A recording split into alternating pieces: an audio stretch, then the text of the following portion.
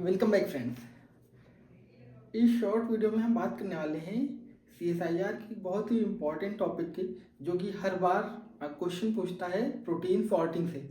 और protein sorting में हम केवल देखने वाले हैं कि जो जितने भी आपके सेल ऑर्गेनेल हैं या इंडो मेम्ब्रेन सिस्टम हैं, उनमें कौन से जो है सिग्नल मॉलिक्यूल्स होते हैं जो उनको टारगेट कराते हैं इस पर्टिकुलर सेल ऑर्गेनेल में। तो उस पर डिस्कस करने वाले हैं। केवल छोटा सा टॉपिक होगा और आपको एकदम क्लियर हो जाएगा कि कौन सा सिग्नल किस सेल ऑर्गेनेल में उस प्रोटीन को लेकर जाएगा, उसकी सिंथेसिस कहाँ होनी। ठीक है, तो आइए स्टार्ट करते हैं।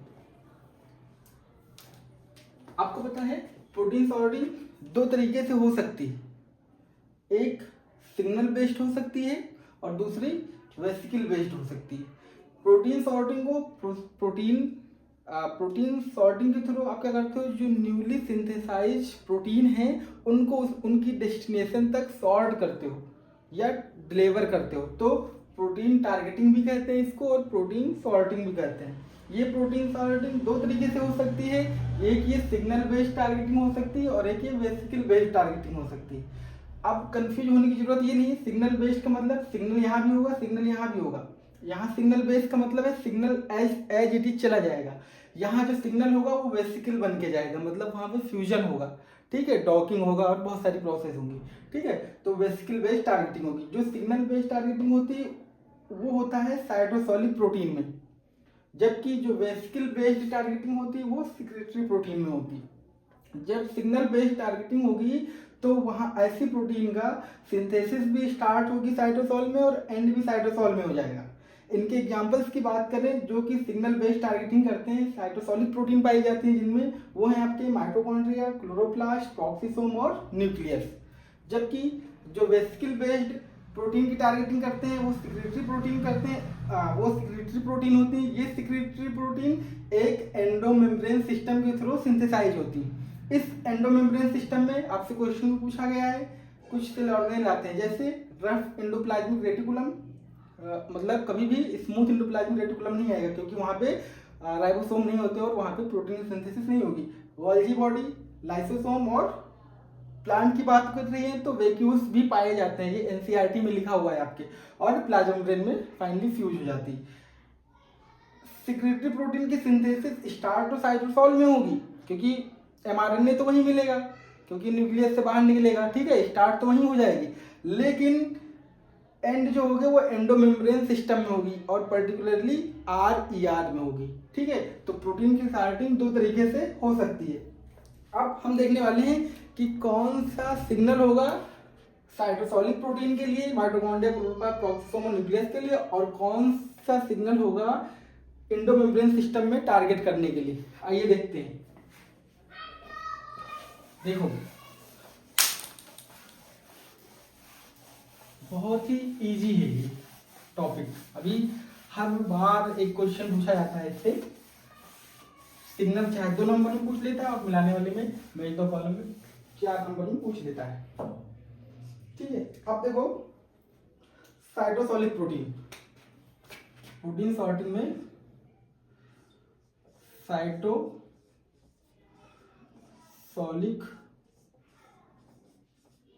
प्रोटीन। ठीक है, साइटोसोलिक प्रोटीन में मान लीजिए हम सिग्नल मॉलिक्यूल, सिग्नल। ठीक है, अगर मान लो किसी प्रोटीन में आपको पता है कि दो तरीके के सिग्नल होते हैं। एक तो उसका ये प्रोटीन है मान लीजिए, एक उसका एन टर्मिनल होगा और उसका एक सी टर्मिनल होगा। ठीक है, हम बना देते हैं पहले।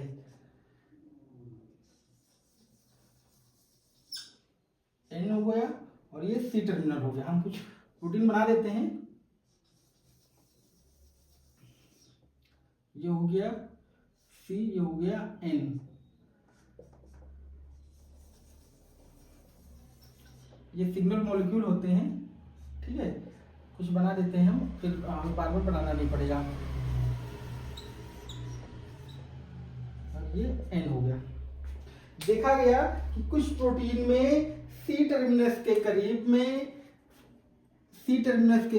में एस सिग्नल का नाम देखना, SKL, ये अमाइनो एसिड का सीक्वेंस होता है, SKL सिग्नल सीक्वेंस पाया गया।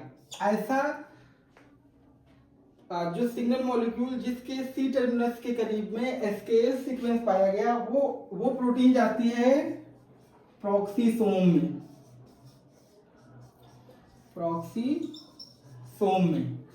फिर अगर किसी भी प्रोटीन सिग्नल के बीच में कोई सिग्नल पाया जा रहा है, अगर कहीं बीच में पाया जा रहा है तो इसको कहते हो NLS, न्यूक्लियर लोकलाइजिंग सिग्नल, और ये टारगेट करता है आपके न्यूक्लियस में। ठीक है, ये करता है आपके न्यूक्लियस में, ये हो गया प्रॉक्सीसोम में। ठीक है, अगर किसी प्रोटीन सिग्नल के एंड टर्मिनस पे कोई ट्रांजिट पेप्टाइड पाई गई हो, कोई प्री सीक्वेंस पाया गया हो एंड टर्मिनस के करीब में, ठीक है, ये हो गया आपका प्री सीक्वेंस। अगर किसी पेप्टाइड के एंड टर्मिनस पे प्री सीक्वेंस पाया गया तो ऐसी प्रोटीन टारगेट होती है माइटोकॉन्ड्रिया में। ठीक है, हम एमडी लिख देते हैं, आप माइटोकॉन्ड्रिया समझ लीजिएगा। अगर किसी प्रोटीन के एंड टर्मिनस पे ट्रांजिट पेप्टाइड पाई गई हो, ठीक है, transit peptide, yes, transit peptide पाई गई हो, सिग्नल हो एंड टर्मिनस पे, तो ये जाएगी आपके साइटोसॉल में। ठीक है, ये कहीं टारगेट नहीं होगी, साइटोसॉल में चली जाएगी। और अगर किसी प्रोटीन पे कोई सिग्नल ना हो, नो सिग्नल, तो ऐसी प्रोटीन आपकी चली जाएगी रिमेन इन साइटोसॉल, ये साइटोसॉल में बची रह जाएगी। तो आपको एक ग्राफ के थ्रू पता चल गया है कि प्रोटीन की सॉर्टिंग अगर करोगे और अगर वो साइटोसॉलिक प्रोटीन है तो उसमें ऐसे सिग्नल हो सकते हैं, और ये सिग्नल कहाँ कहाँ ले जाएंगे आपको पता चल गया। ठीक है, तो आप इसको नोट कर लीजिएगा। अगर हम इन प्रोटीन के एग्जांपल्स की बात करें तो एग्जांपल्स भी आप लिख लो। ठीक है, एक तो एग्जांपल हो सकती है इसमें पेरिफेरल प्रोटीन, जो पेरिफेरल प्रोटीन है वो इन्हीं पाथवे के थ्रू कहीं ना कहीं उनकी सिंथेसिस होती है, पेरिफेरल प्रोटीन। ठीक है, इसके अलावा सॉल्युबल प्रोटीन, जो भी पेरिफेरल प्रोटीन है सॉल्युबल प्रोटीन, हमने आपको एक शॉर्ट वीडियो में बताया था पेरिफेरल प्रोटीन और सॉल्युबल प्रोटीन के बारे में। तो ये हो गए आपके जो है वो आपके साइटोसॉलिक प्रोटीन के सिग्नल के बारे में।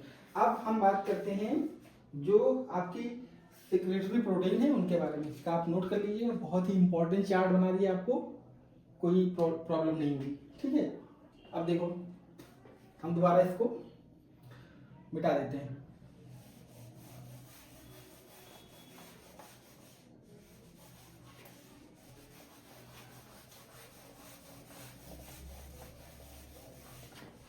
इम्पोर्टेंट आपके लिए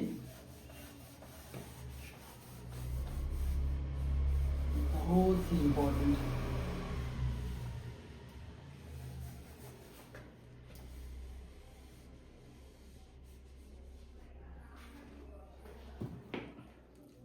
अब देखो आगे हम बात करने वाले हैं प्रोटीन सॉर्टिंग, वो भी किसी सिक्रेटरी प्रोटीन की, और इसमें जो किसकी बात करेंगे, सिग्नल जो मॉलिक्यूल होंगे उनकी। ठीक है, यहाँ भी हम बना लेते हैं वही सेम चीजें। कोई प्रोटीन होगी सिग्नल, उसमें एक एन टर्मिनस होगा, ठीक है, एक ये एन टर्मिनस हो गया, ये सी टर्मिनस हो गया, ये दूसरी प्रोटीन हो गई,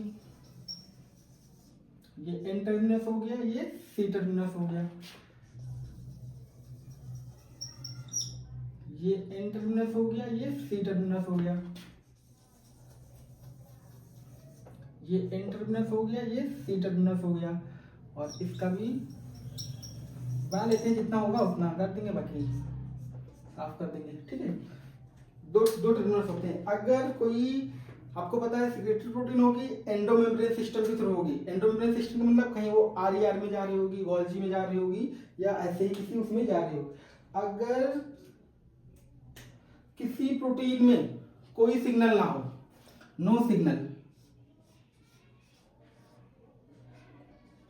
क्वेश्चन बहुत बार पूछा गया आपसे कि ये प्रोटीन थी जिसका जो सिग्नल मॉलिक्यूल जो है वो किसी रिसर्चर ने डिलीट हो गया उससे, फिर वो प्रोटीन कहाँ जाएगी, फिर 4 स्टेटमेंट दे देता है, साइटोसोल में जाएगी, ईआर में रिमेन रहेगी, या गोल्जी में चली जाएगी, या किसी और सेल ऑर्गेनेल में चली जाएगी, वो सभी तरीके देता है। ठीक है, तो अगर कोई सिग्नल नहीं किसी प्रोटीन के, अगर सिक्रेटरी प्रोटीन है तो वो कहाँ जाएगी, नो सिग्नल पे कहाँ जाएगी, आउटसाइड सेल। ठीक है, आउटसाइड ऑफ द सेल जाएगी वो। अगर किसी प्रोटीन के सी टर्मिनस के करीब में, किसी प्रोटीन के सी टर्मिनस करीब में KDEL, ये अमाइनो एसिड का सीक्वेंस होता है, KDEL सीक्वेंस होगा, तो ये कहाँ जाएगी, ये जाएगी आपके ER ल्यूमेन में, ये जाएगी आपके इंडोप्लाज्मिक रेटिकुलम के ल्यूमेन में। बहुत बार पूछा गया है। ल्यूमेन में लेकर कौन जाएगा इसको लेकर जाएगा कोप 1 वेसिकल। ठीक है, अब कोप 1 वेसिकल के लिए केडीएल के रिसेप्टर कहाँ प्रेजेंट होंगे, बहुत अलग क्वेश्चन है, वो बता देंगे कभी जब पढ़ाएंगे अगर तो। ठीक है, ये ल्यूमेन में जाएगी, और ये प्रोटीन जो होगी आपकी वो सॉल्युबल प्रोटीन के लिए होगा, सॉल्युबल प्रोटीन के लिए होगा। ध्यान देना, सब बहुत इंपॉर्टेंट बात है, ये लिखा कहीं पाओगे नहीं कि सॉल्युबल प्रोटीन। ठीक है, क्वेश्चन पूछा गया एक बार।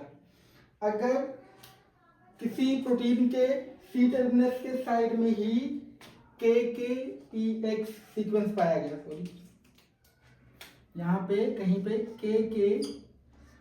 KKXX सीक्वेंस पाया गया है, अगर KKXX सीक्वेंस पाया गया है तो ये जाएगी ER मेम्ब्रेन के लिए बनेगी। ठीक है, ER ल्यूमेन में अलग सीक्वेंस होगा जाने के लिए प्रोटीन टारगेटिंग के लिए, और ER मेम्ब्रेन में जाने के लिए अलग होगा। ठीक है, ER मेम्ब्रेन प्रोटीन के लिए होगी ये सीक्वेंस।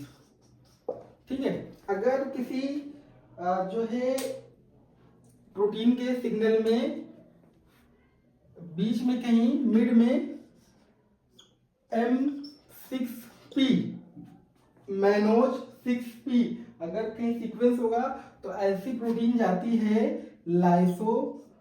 लाइसोसोम में। ठीक है, ऐसी प्रोटीन जाती है लाइसोसोम में, मैनोज 6 फॉस्फेट अगर होगा। और अगर किसी प्रोटीन पे यहाँ मिड में, ठीक है, मिड में NPXY सिग्नल होगा तो ये प्रोटीन जाएगी आपके प्लाज्मा मेम्ब्रेन में। ठीक है, हम PM लिख देता हूँ प्लाज्मा मेम्ब्रेन में। ठीक है, तो साइटोसोलिक प्रोटीन पीछे हो गया था, सिक्रेटरी प्रोटीन यहाँ हो गया। ये दो बहुत इंपॉर्टेंट हैं, ER मेम्ब्रेन प्रोटीन और ER ल्यूमेन प्रोटीन। बहुत बार क्वेश्चन पूछा गया है सीधे 4 नंबर में। ठीक है, क्वेश्चन 4 नंबर क्वेश्चन बन जाएंगे ऐसे एकदम, और बहुत ही आसान तरीके से याद बिल्कुल करना ही नहीं पड़ेगा, केवल एक बार देखोगे सारे सीक्वेंस याद हो गए। इतने सीक्वेंस पूछे गए आपके CSIR में अभी तक। ठीक है, तो ये हो गया आपके। अब थोड़ा सा हम और बातें बता देते हैं आगे आपको। ठीक है, तो आप ये नोट कर लीजिएगा, एकदम इजी से है, कुछ दोबारा बताने की जरूरत भी नहीं है। नो सिग्नल होगा, आउटसाइड सेल चली जाएगी। ठीक है, NPXY सिग्नल होगा, प्लाज्मा मेम्ब्रेन में रहेगी, मतलब प्लाज्मा मेम्ब्रेन को टारगेट होगी वो प्रोटीन। ठीक है, तो ये सीक्वेंस होगी, हम उसको फिर मिटाते हैं। देखो फिर आगे बताते हैं आपको एक चीज और।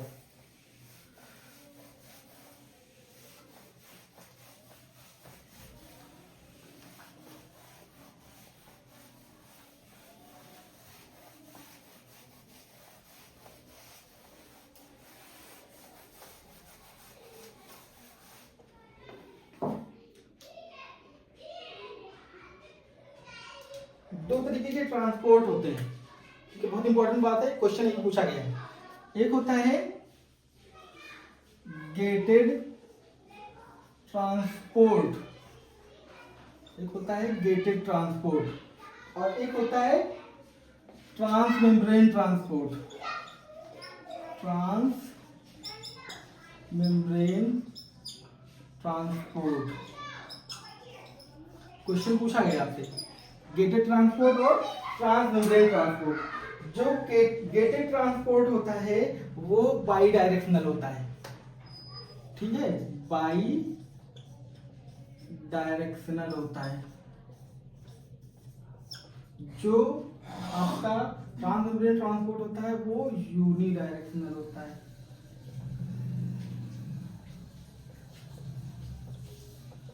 Uni directional. अब अगर बाई डायरेक्शनल होगा तो कहां से कहां तक जाएगा? वो जाएगा, कोई प्रोटीन है साइटोप्लाज्म से, कोई प्रोटीन है वो न्यूक्लियस में जाएगी, मान लो अगर वो न्यूक्लियस में जा रही है तो वो बाई डायरेक्शनल ट्रांसपोर्ट होगा, क्योंकि न्यूक्लियस से आएगी भी और जाएगी भी। आपने पढ़ा होगा जब न्यूक्लियस का ट्रांसपोर्ट पढ़ा होगा प्रोटीन का, ठीक है, हम उतना डिटेल में नहीं जाएंगे यहाँ पे। और अगर ट्रांसमेम्ब्रेन ट्रांसपोर्ट होगा वो तो कहाँ से जाएगा? वो जाएगा साइटोप्लाज्म से, ये एग्जाम्पल है इसका, ठीक है, ये एग्जाम्पल है। साइटोप्लाज्म में से वो जा सकता है आपके माइटोकॉन्ड्रिया में, ठीक है, वो जा सकता है आपके क्लोरोप्लास्ट में, वो जा सकता है आपके ईआर में, वो जा सकता है आपके साइटोप्लाज्म से ही प्रॉक्सिसोम में, ठीक है। तो इतनी जगह पे वो जा सकता है, ठीक है। अब उसके बाद जो हमने ये हो गया पहला, ये हो गया दूसरा। तीसरा हमने बताया था आपको वेसिकल ट्रांसपोर्ट। तो वेसिकल ट्रांसपोर्ट कैसा होता है ये भी देख लो। Vesicle transport, vesicle transport. तो वेसिकल ट्रांसपोर्ट जो होता है ये भी बाई डायरेक्शनल होता है, ये भी आपका बाई डायरेक्शनल होता है। अब बाई डायरेक्शनल कैसे होता है बता देते हैं आपको, पढ़े हो आप। एक तो आप पढ़ते हो दो तरीके से, एक होता है एंटेरोग्रेड और एक होता है रेट्रोग्रेड। दो तरीके से प्रोटीन की जो है पाथवे होता है, एंटेरोग्रेड और रेट्रोग्रेड, ठीक है। तो जो वेसिकल ट्रांसपोर्ट होता है वो भी बाई डायरेक्शनल होता है। गेटेड ट्रांसपोर्ट बाई डायरेक्शनल होता है, कहाँ से होगा? साइटोप्लाज्म से न्यूक्लियस में। ट्रांसमेम्ब्रेन ट्रांसपोर्ट कहाँ से होगा? साइटोप्लाज्म, माइटोकॉन्ड्रिया में, क्लोरोप्लास्ट में, ईआर में और प्रॉक्सिसोम में, ठीक है। ये यूनिडायरेक्शनल होगा, बाई डायरेक्शनल होगा, ये भी बाई डायरेक्शनल होगा। इसके एग्जाम्पल जो है एंटेरोग्रेड और जो है दूसरा रेट्रोग्रेड, ठीक है। अब देखो एक चीज और बता देते हैं, अब कैसे जो है वो जो किस वेसिकल के थ्रू जाती होगी, ठीक है, वो बता देते हैं आपको एक थोड़ा सा और।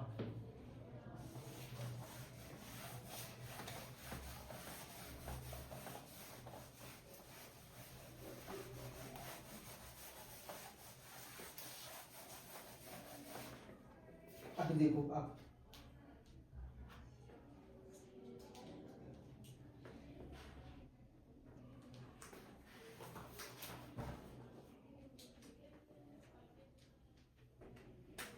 आपको पता है कि ये न्यूक्लियस है, मान लो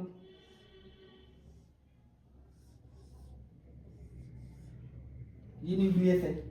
न्यूक्लियस से क्या करा, कोई जो है वो निकलेगा आपका, मान लो कोई जो है पेप्टाइड निकली, एमआरएनए।